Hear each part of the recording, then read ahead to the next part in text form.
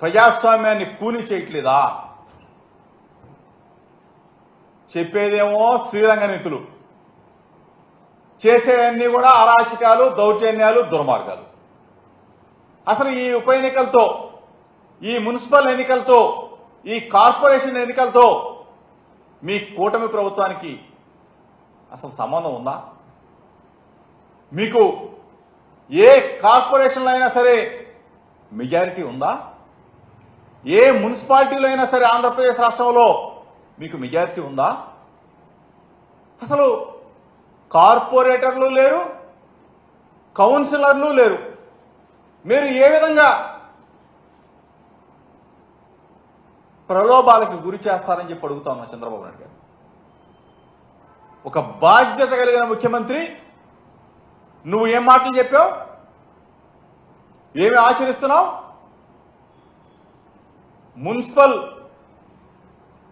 చైర్మన్లు, వైస్ చైర్మన్లు, corporation deputy mayor, ఈ ఎన్నికల్లో కనీసం మీకు కార్పొరేటర్లు లేరు, కౌన్సిలర్లు లేరు, మీరు నిలబడటానికి అర్హులు కాదు మీ పార్టీ.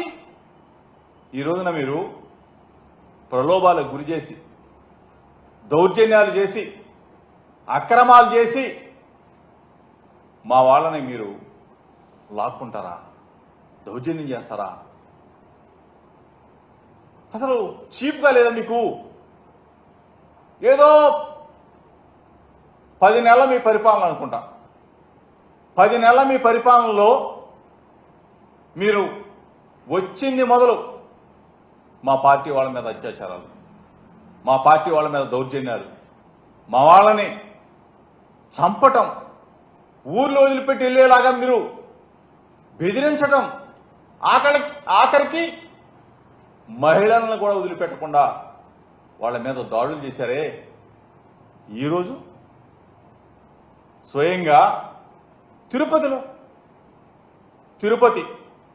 తిరుమల తిరుపతి అనగానే అందరూ కూడా పవిత్రత, ఒక భక్తి. అటువంటి తిరుమల తిరుపతిలో ఏ విధంగా దౌర్జన్యాలు చేస్తారా? కొడతారా? బస్సులో మా కార్పొరేట్లు వెళ్తా ఉంటే బస్సు మీద దాడి చేస్తారా? హింసకు గురి చేస్తారా? అసలు ఎక్కడికి వెళ్ళిపోతా ఉన్నారు చంద్రబాబు నాయుడు? మీ ప్రభుత్వం, మీ కూటమి కుట్రలతో ప్రజాస్వామ్యాన్ని ఏ విధంగా కాలరాస్తా ఉన్నారు ఒకసారి ఆలోచన చేసుకోమని అడుగుతా ఉన్నా. ఒక పక్కనేమో మేమేమో శుద్ధహస్తులం అంటారు, మేమేమో మీ పార్టీ వాళ్ళు రిజైన్ చేస్తే తప్ప మా పార్టీలో చేరటానికి వీలు లేదని చెప్పి చెప్తారు, శ్రీరంగ నీతులు చెప్తారు. ఈరోజు మీరు చేస్తున్న వికృత చేష్టల్ని ప్రజలు గమనిస్తా ఉన్నారు. అసలు అధికారంలోకి వచ్చిన దగ్గర నుంచి, అబద్ధాలతో అధికారాన్ని గద్దెనెక్కిన దగ్గర నుంచి ఈనాటి వరకు కూడా ఈ 10 నెలల కాలంలో మీరు చెప్పిందేంటి? ఎన్నికలకు ముందు మీరు ప్రజలకు ఇచ్చిన వాగ్దానాలేంటి? ఈ రోజు వరకు కూడా వాటి గురించి మీరు ఆలోచన చేయకపోగా ప్రజాస్వామ్యాన్ని కాలరాస్తూ, ప్రజాస్వామ్యాన్ని కూనీ చేస్తూ ఈ చంద్రబాబు నాయుడు గారు నిన్న ఢిల్లీ వెళ్ళాడు. ఢిల్లీ ప్రచారానికి వెళ్ళాడు మహానుభావుడు. 2019లో ఢిల్లీ వెళ్ళాడు. అక్కడేమో కేజ్రీవాల్ గారు, మమతా బెనర్జీ గారు వాళ్ళని కూర్చోబెట్టుకొని మోడీ గారిని, అమిత్ షా గారిని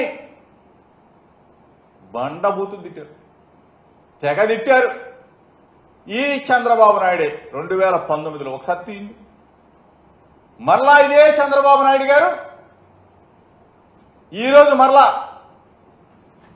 2025 వచ్చేసరికి 19లోనేమో కేజ్రీవాల్ గారిని పొగిడారు, కేజ్రీవాల్ గారు మంచివాడని చెప్పాడు.